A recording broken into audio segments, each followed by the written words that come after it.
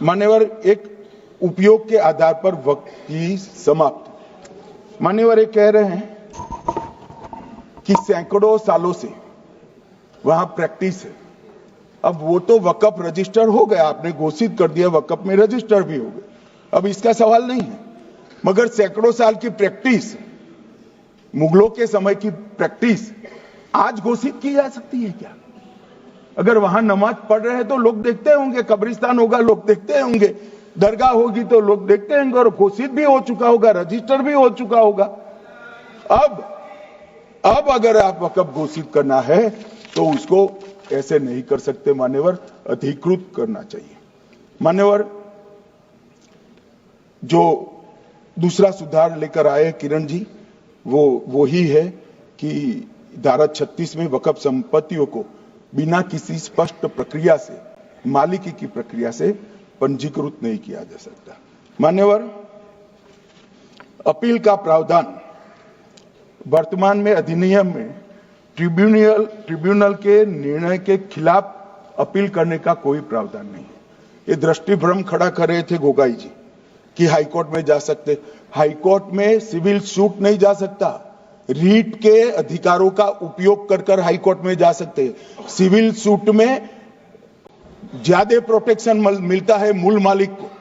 आपने civil suit को खत्म कर दिया था, रीट के जुडिक्शन बहुत सीमित है, हम सब जानते हैं कि ये सीमित कर दिया गया था, आप भी जानते हो, मगर आपको वोट बैंक चाहिए। मान्यवर, ये हमारा स्पष्ट सिद्धांत है भारतीय जनता पार्टी की, मोदी सरकार का, कि वोट बैंक के लिए हम कोई कानून नहीं लाए। कानून न्याय के लिए होता है, कानून लोगों के कल्याण के लिए होता है। इन्होंने कहा कैसे कैसे कानून आए हैं, मैं बता देता हूं सब।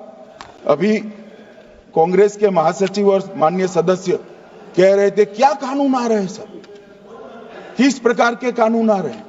मान्यवर, इसी सदन में नरेंद्र मोदी सरकार ही महिलाओं को 33% आरक्षण का कानून लाई। इसी सरकार में पिछड़ों को संवैधानिक अधिकार दिया गया। मान्यवर, इसी सरकार में बजट जो आए, इसमें गरीबों को गैस, शौचालय, पानी, 5 लाख तक का बीमा, 5 किलो अनाज, बिजली और घर दिए गए। मान्यवर, और कन्वर्जन कानून की बात करते थे और हंसते हंसते कहते थे कर्नाटक सरकार कन्वर्जन कानून लेकर आई है। सबसे पहला कन्वर्जन कानून उड़ीसा और मध्य प्रदेश में कांग्रेस सरकार लेकर आई, मगर उस वक्त कांग्रेस सरकार तुष्टीकरण की नीति पर नहीं चलती थी, महात्मा गांधी के सिद्धांतों पर चलती थी।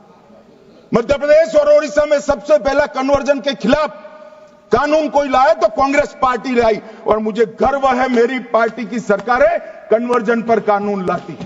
मान्यवर, सबको अपना धर्म का अनुसरण करने का अधिकार है, कोई शौक से करे, मगर लोभ, लालच, भय, इससे धर्म परिवर्तन नहीं कराया जा सकता।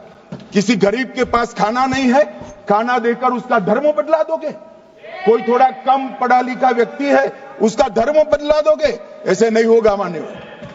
और आपने भी किए हैं कानून, आप नए नए आए हो, आपको मालूम नहीं है मान्यवर, इनको मालूम नहीं, अभी अभी आए हैं 5 साल से। ये कांग्रेस पार्टी ने कानून किए थे। मान्यवर, अपील का प्रावधान भी हमने आगे बढ़ाया, और गैर मुसलमानों के द्वारा दान की गई संपत्तियों पर, गैर मुसलमानों की दान की संपत्तियों पर वक्फ अधिनियम को हमने लगने से मना कर दिया। माने उनके लिए चैरिटी कमिश्नर का कायदा है। ये प्रैक्टिसिंग इस्लाम, जो इस्लाम की प्रैक्टिस करते हैं, इसीलिए मान्यवर हमने ओवरराइडिंग इफेक्ट को भी समाप्त कर दिया। मान्यवर, ये ट्रस्ट का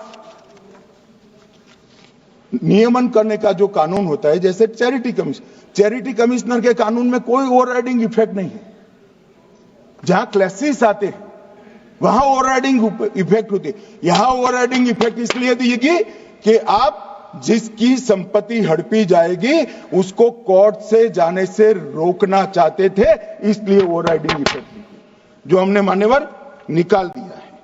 मान्यवर एक ऐसी चर्चा लेकर आए कि चर्चा नहीं, मैं आपको बताना चाहता हूं 2013 में जो अमेंडमेंट बिल आया जिसके कारण ये बिल लाना पड़ा, वो बिल में कुल मिलाकर 5.4 घंटे चर्चा हुई थी, 5.5 घंटे दोनों सदन मिलाकर, और इस बिल में दोनों सदन मिलाकर 16 घंटे चर्चा हो रही है मान्यवर, 16 घंटे। इसके अलावे हमने डिमांड किया समिति बनाओ, समिति भी बनाई, 38 मीटिंगें हुई, 113 घंटे चर्चा हुई, 284 हितधारक बनाए गए, वक्फ बोर्डों की संख्या जो उपस्थित वक्फ बोर्ड भी हुए राज्यों के 25 हुए, राज्य सरकार के प्रतिनिधि 15 राज्य सरकारों के आए, सांसद 8 हुए, विधायक विधान परिषद 7 हुए, और अध्ययन दौरे 3 किए गए, और अल्पसंख्यक आयोगों को भी 5 बुलाया गया।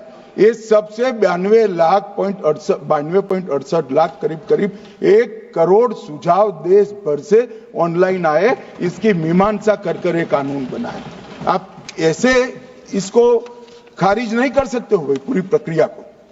आप जो कर रहे हैं 5.5 घंटे की प्रक्रिया, ये बहुत लोकतांत्रिक प्रक्रिया है, और हम 16 घंटे चर्चा करते हैं कि चर्चा आपके अनुरूप चर्चा नहीं हो सकती। ये सदन में हर सदस्य बोलने के लिए स्वतंत्र है, कोई परिवार की यहां चलती नहीं है, ये तो जनता के नुमाइंदे हैं, किसी की कृपा से नहीं आए हैं। मान्यवर, जो दिल में है, जो जनता की आवाज है, वो रखेंगे। मान्यवर, एक सदस्य द्वारा कहा गया कि ये मिसलीडिंग है कि पुराने कानून में 2013 के जो अमेंडमेंट्स थे उसमें अपील का प्रोविजन था। अब मैं कहना चाहता हूं 83(9) उसमें अधिकरण द्वारा किए गए किसी भी विनिश्चय का आदेश विरुद्ध, चाहे वो अंतरिम हो या फाइनल, इस पर अपील नहीं हो सकती। इसका मतलब अपील का प्रोविजन आपने रखा ही नहीं था। सिविल न्यायालय, राजस्व कोर्ट और अन्य प्राधिकरण उसके अधिकार क्षेत्र पर भी प्रतिबंध लगा दिएगा, और सरकारी अधिसूचना जो बाद में वक्फ बोर्ड और वक्फ परिषद के एडवाइस से होगी, इसको भी कोई चुनौती नहीं दे सकता। मान्यवर, मुझे ये बताओ कि अभी फैशन है संविधान लहराने की, ये संविधान के हिसाब से सरकार का या किसी भी निजी संस्था का कोई भी फैसला मान्यवर कायदे की कोर्ट से बाहर कैसे हो सकता है? कोई भी फैसला हो, ये देश की अदालत वो फैसले तक रीच नहीं रखेगी। नागरिक ग्रीवेंसेस लेकर कहां जाएंगे? जिसकी भूमि हड़प कर ली गई वो कहां जाएगा? ऐसा नहीं चलेगा। आपकी वोट बैंक के लिए आपने किया था, हम खारिज कर रहे हैं, हम खारिज कर रहे हैं। ऐसा नहीं चलेगा। अदालत में जाइए, जिसको ग्रीवेंसेस है इधर और साइड से, और अदालत न्याय करेगी। न्याय के लिए तो अदालतें बनी है। और मान्यवर, यहां एक सदस्य ने कह दिया माइनॉरिटी इस कानून को स्वीकार नहीं करेगी। क्या धमकाना चाहते हो भाई? संसद का कानून है, सबको स्वीकार करना पड़ेगा। स्वीकार नहीं करेंगे मतलब क्या है? कैसे बोल सकते हैं कोई? हम कानून को स्वीकार नहीं करेंगे।